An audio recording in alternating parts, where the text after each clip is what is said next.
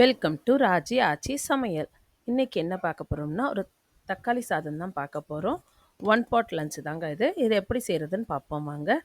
இதுக்கு வந்து நான் ஒரு 6 தக்காளி போல் எடுத்திருக்கேன். இது மீடியம் சைஸ் தக்காளி 6 தக்காளி எடுத்திருக்கேன். ஒரு 4 வெங்காயத்தை எடுத்திருக்கேன். ஒரு 4 பச்சை மிளகாய், ஒரு சின்ன துண்டு இஞ்சி, கூடவே ஒரு பூண்டு.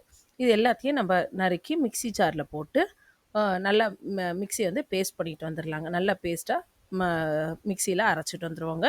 இந்த பச்சை மிளகாய் இதில் ஆட் பண்ண வேண்டாம். தனியாக கீறி நம்ம வதக்கும் போது அதில் தாளிக்கும் போது அதில் போட்டுக்கலாங்க. இது வரைக்கும் வெங்காயம், தக்காளி, இஞ்சி, பூண்டு, இந்த பிரியாணி மசாலா இருக்குல்லங்க, பட்டை, கிராம்பு, லவங்கம், எல்லாமே கல்பாசி, சோம்பு, ஏலக்காய் எல்லாத்தையுமே இந்த மிக்ஸி ஜார்லேயே போட்டு நம்ம அரைச்சிட்டு வந்துடுவோங்க. ஒன்றா அரைச்சிட்டு வந்து தாளிக்க ஆரம்பிப்போம். இப்போ நம்ம மசாலா வந்து அரைச்சிட்டு வந்தாச்சுங்க. இப்போ தாளிக்க ஆரம்பிச்சிடுவோம். தாளிக்கிறதுக்கு குக்கரை வச்சு, குக்கரில் வந்து அடிகனமான பாத்திரம் எது வேணாலும் எடுத்துக்கோங்க. நான் குக்கர் எடுத்துக்கிட்டேன். அதில் ஒரு ஒரு 2 குழி கரண்டி போல் எண்ணெய் விட்டு, ஒரு டேபிள் ஸ்பூன் போல் நெய்யை விட்டுக்கிட்டேங்க. விட்டுட்டு ஒரு பிரியாணி இலை நறுக்கி வச்ச அந்த கீரி வச்சா ஒரு 3 இல்லை 4 பச்சை மிளகாய் போட்டுட்டு நல்லா வதங்கினோடனே சோம்பு கொஞ்சமாக போட்டுக்கோங்க. போட்டுட்டு இந்த அரைச்சி வச்ச மசாலாவை அதில் போட்டு நல்லா வதக்கணுங்க. இது நல்லா வதங்கணும். எண்ணெய் பிரிஞ்சு வர்ற வரைக்கும் வதங்கணும். ஒரு அந்த 2 நிமிஷம் போல் மூடி வச்சு வதக்கினாலும் சரி, இல்லை அப்படியே மீடியம் ஃப்ளேமில் வச்சு கிளறி விட்டு வதக்கிட்டு வரணும் சரி.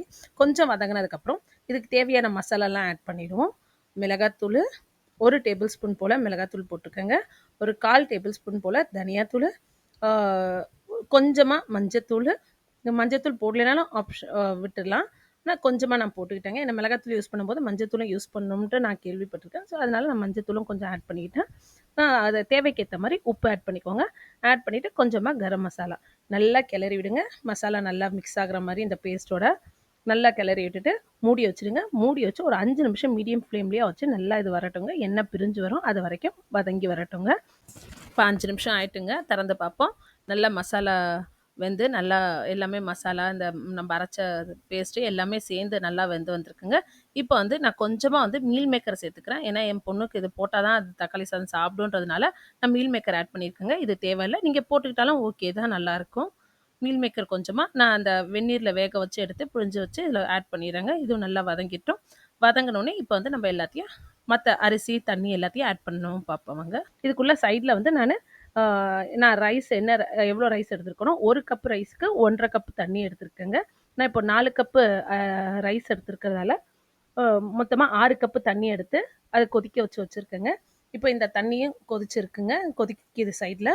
இது நல்லா மசாலா வெந்து வந்தோடனே இந்த அரிசியும் போட்டுட்டு மேலே அந்த தண்ணியை அப்படியே போட்டு நல்லா ரொம்ப கிளற வேண்டாம். லைட்டாக அந்த மசாலா அரிசி தண்ணி நல்லா மிக்ஸ் ஆகிற மாதிரி கிளறி விட்டுட்டு உப்பு மட்டும் பார்த்துக்கோங்க இப்போ கரெக்டாக இருக்கா இல்லையான்ட்டு. உப்பு கரெக்டாக இல்லைன்னா கொஞ்சமாக நீங்கள் தேவைக்கேற்ற மாதிரி போட்டு நல்லா கிளறி விட்டு மூடி விட்டுடலாங்க.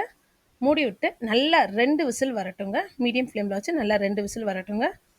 வந்ததுக்கப்புறம் நம்ம எப்படி இருக்குன்னு திறந்து பார்ப்போம். இப்போ 2 விசில் வந்துருச்சுங்க. விசிலும் அடங்கிடுச்சு. இப்போ திறந்து பார்க்கலாம் வாங்க. பாருங்கள், சூப்பராக தக்காளி சாதம் ரெடி ஆயிட்டுங்க. அவ்வளோதாங்க. இது இப்படியே இதுலேயே வரட்டோம்னா ரொம்ப குழவிடுங்க. அதனால் உடனே பேஷனுக்கோ இல்லை நல்ல அகலமான பாத்திரத்தில் கொட்டி ஆற வச்சுருவோங்க கொஞ்சம் நேரம். அவ்வளோதாங்க, சூப்பராக சுட சுட மழைக்கு எதமாக தக்காளி சாதம் ரெடி ஆகிட்டுங்க. நீங்களும் செஞ்சு பார்த்துட்டு எப்படி இருந்ததுன்னு கமெண்ட் பண்ணுங்கள். இந்த வீடியோ உங்களுக்கு பிடிச்சிருந்தா லைக் பண்ணுங்கள், ஷேர் பண்ணுங்கள், மறக்காமல் சப்ஸ்கிரைப் பண்ணிடுங்க. தேங்க்ஸ் ஃபார் வாட்சிங்.